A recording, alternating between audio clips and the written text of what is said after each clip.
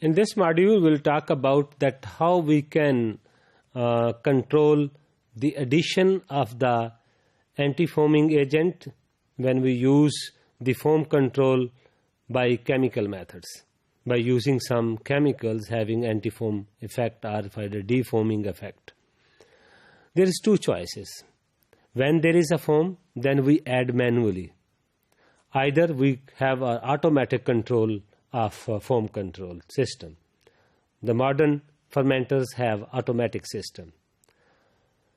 As concerned the automatic control system, then there are the different probes which first sense the formation of the foam. So foam is typically detected by using two conductivity which we called as level probes. In some cases we can, if you study the literature, then their wet on and wet off probes are mostly reported. So these are basically two conductivity or level probes. One probe is immersed in the fermentation liquid and the while other one placed above the liquid medium. So one is dipped and one remain on the just in the head space of that how much foam capacity you can sense. So when foam reaches the upper probes, a current is carried through the foam. So when the foam will produce and when that touch to the upper level, so that sense, and then there is a signal toward that. By just signaling that, then the pump will on.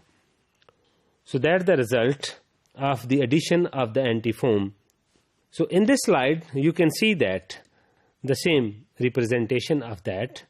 Here you can see that one bottle that is attached with the material containing anti-foam.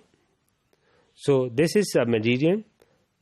This is the level probe and this one is the low level probe. So in case of when the foam is produced, in the next slide you can see when the foam is produced and foam touch with the upper level probe, what happen? Then this pump will on, that is sensed by this, associated with this probe. What happen? Then there is a drop of the anti-foam start entering into the fermentation vessel. So that's why that is that. But in this case, when we try to use this wet down and wet off system or a level probe, sometimes in a fermentation, it is a practical problem that because this whole fermentation process is aqueous.